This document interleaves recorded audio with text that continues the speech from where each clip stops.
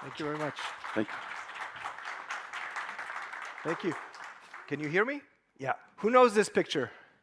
Everybody probably, right? This was a pivotal point in space education.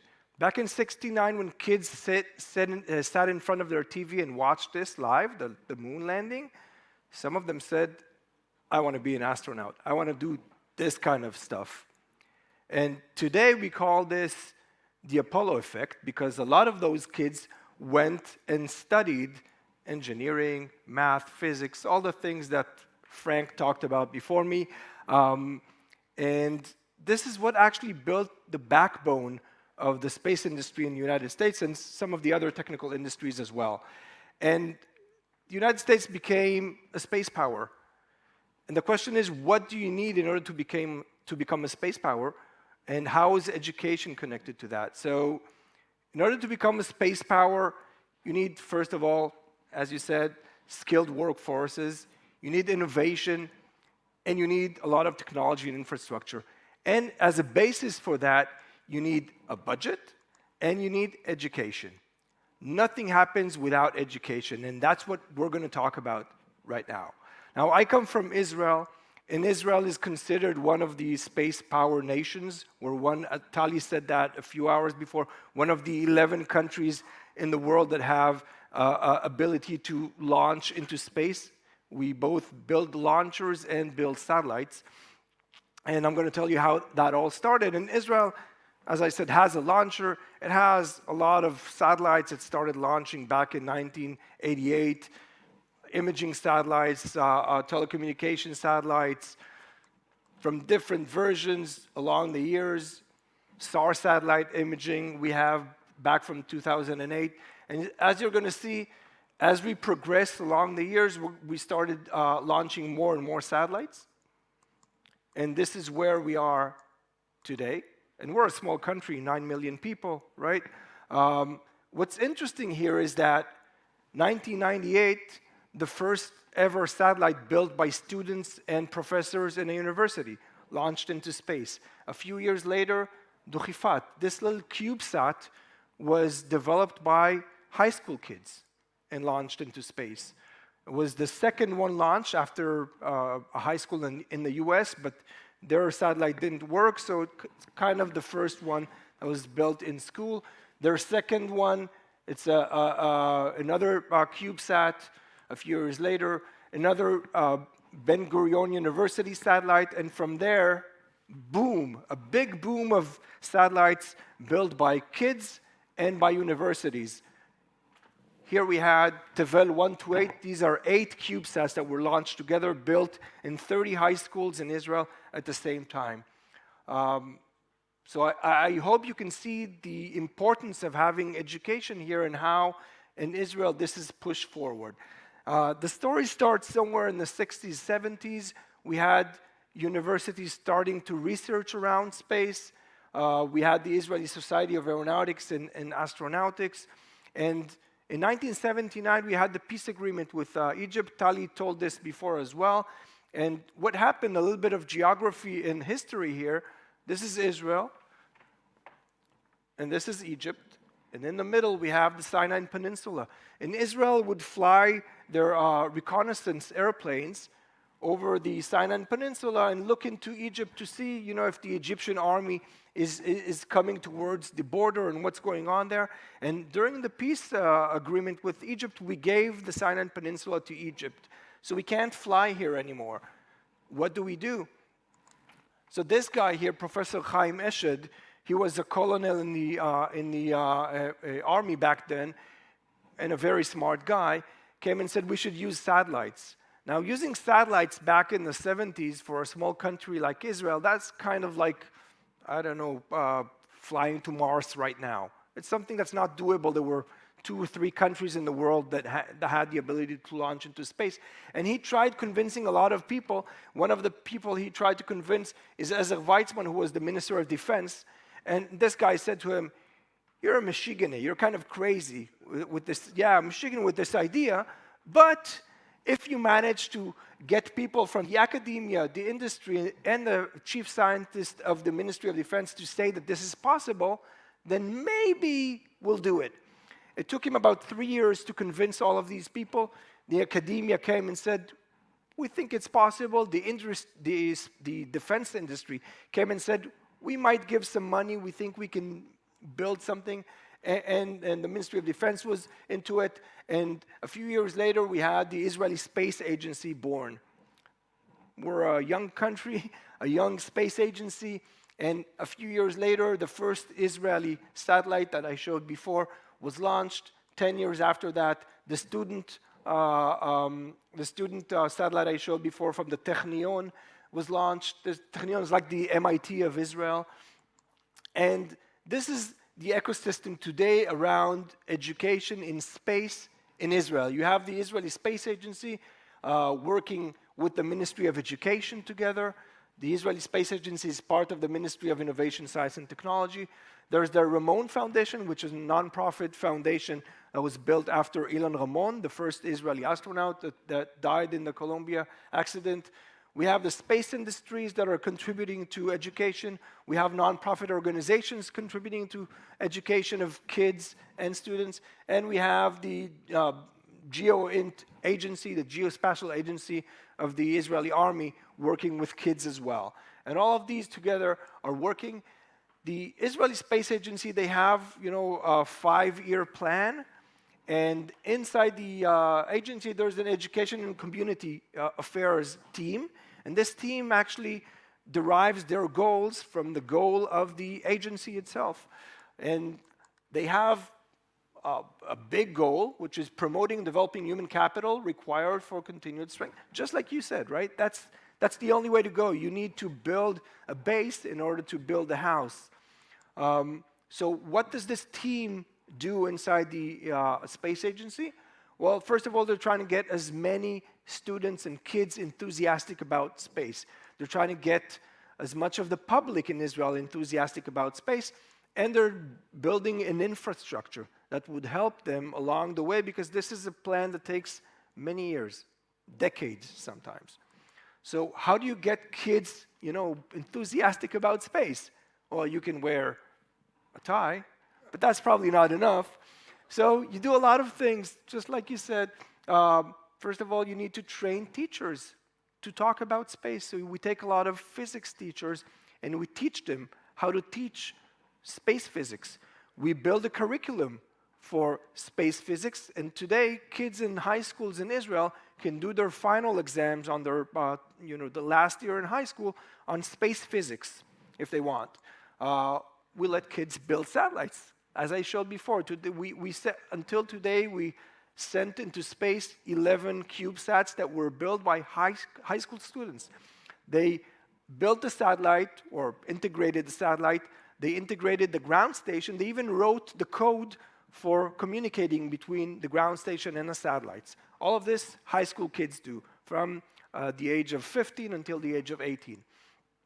We have the Space Agency comes out with an RFP every year, asking for different organizations to come up with ideas for a project that would take about 18 months, where kids could build things during that time, and they are doing it with the academia and the industry. So people from the academia and people from the industry that actually build satellites come into the high school and teach these kids how to do all these things, and then they have a year and a half of theory and building a big project.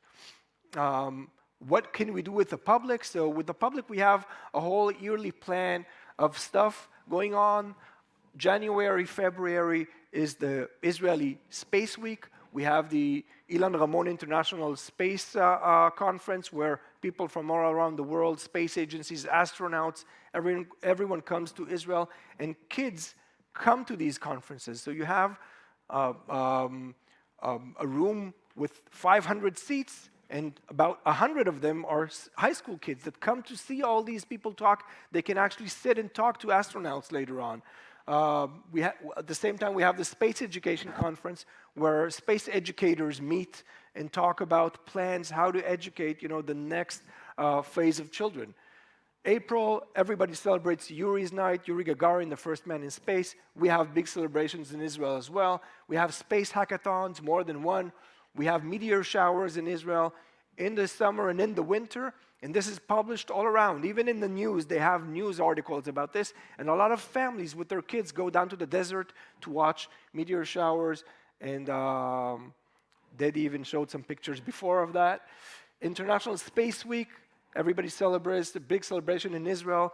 It's a whole week where most of the bars in Israel are open, and you get people like me talking in bars to the public and explaining about space. So this is a little bit about what we do during the year. I missed their community meetups, so we have community meetups and talks along the year as well. The Latvia mission, for whoever doesn't know, this is the second Israeli that went up to space.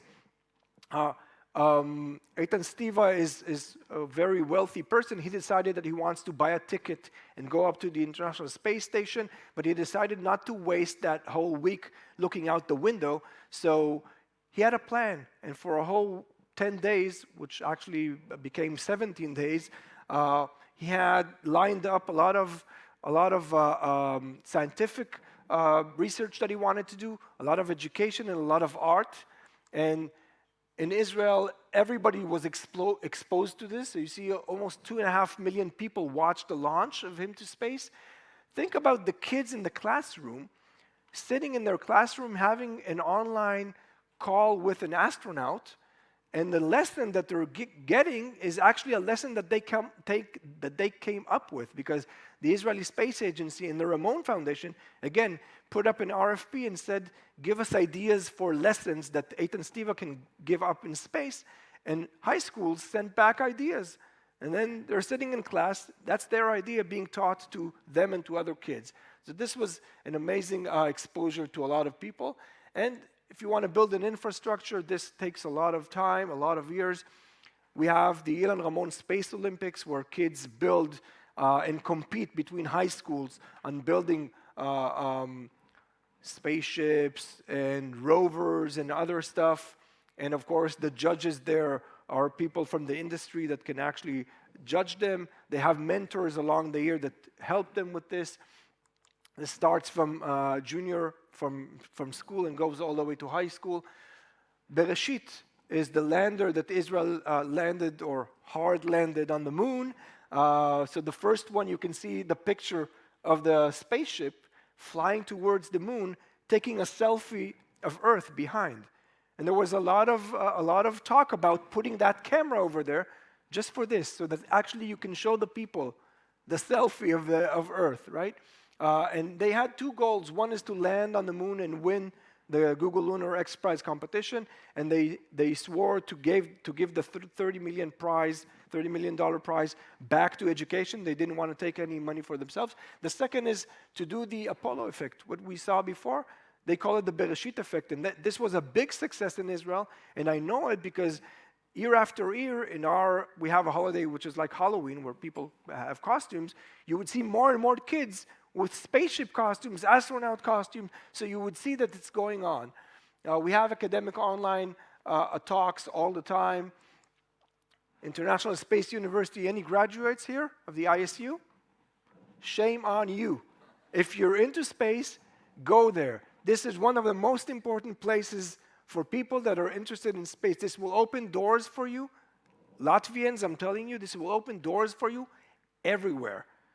There are people from ISU in every space agency around the world and in every big space industry. Go there.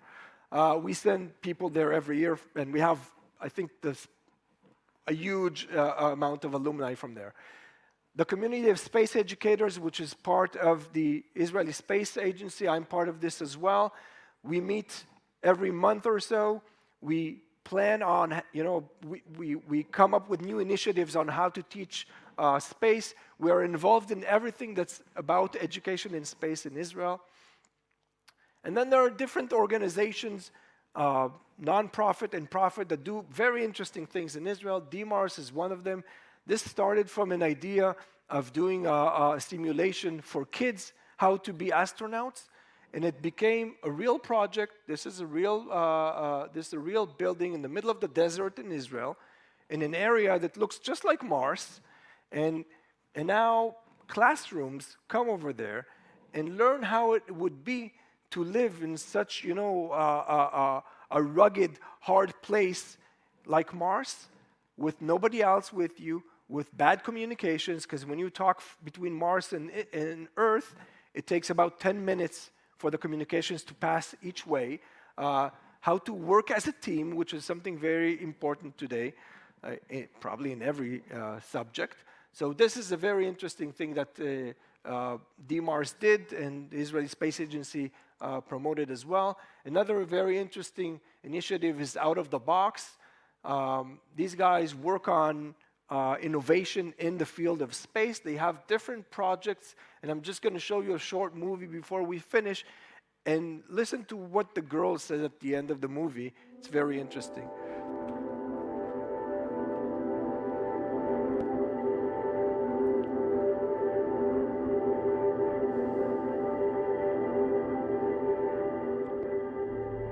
We were presented with an opportunity and we said yes. We just said yes every time they asked. It wasn't always easy, it wasn't simple to make happen, but we just kept saying yes. The Science Accelerator project offers the opportunity for young people to think about the products and innovations that are required for long-term space colonization.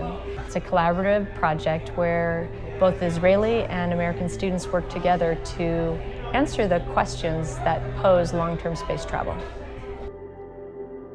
I think that everything that I've done until now in my life just come together, and this project is really one of the projects that I'm very much proud of. I'm Odemei Tom. I'm 15 and I'm from Israel. My favorite part about going here to the US is actually seeing a different culture than I used to. So my favorite part about going to NASA Ames is the part that we present our projects to Jacob. On one hand, it was really fun, and on the other hand, it was really scary, and I was really nervous. When the students get that they could actually, if they invest time, find something new, invent something, they get so excited. So that is the importance of why NASA and all educators and all of us have a responsibility for the next generation.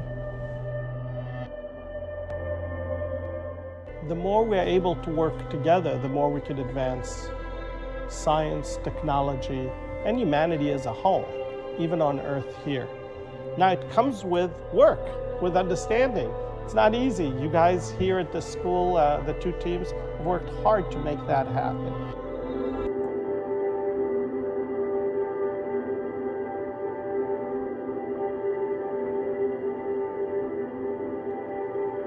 So every time you see this type of thing going around, you're always amazed at how difficult you thought it would be, and then when people decided to actually do it, how rewarding it is.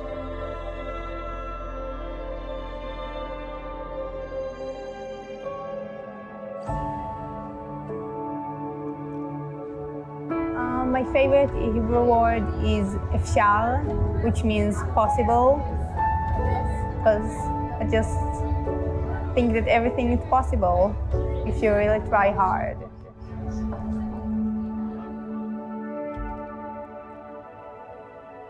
So this project is now working not only in the United States, but in some countries in Europe as well.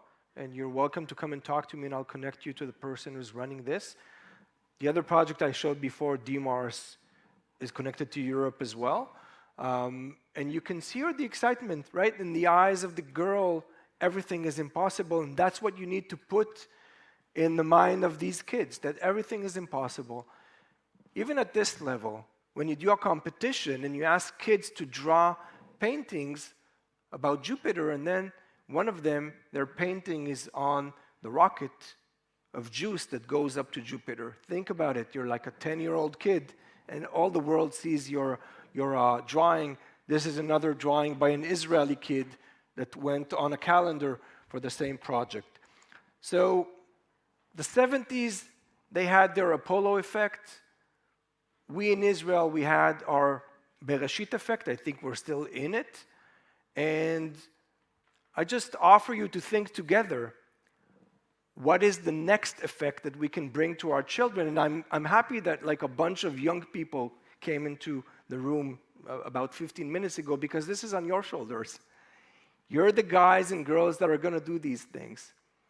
So find me later on, talk to me about any of these initiatives. I'm here until tomorrow, and thank you very much. Thank you. Oh, Yes. and one more thing. Next month in Israel, Space Tech Summit, you're all welcome. Search for it on the web and come to Israel and talk to us about space. Thank you. Thank you so much. This is really great, really great. So inspirational.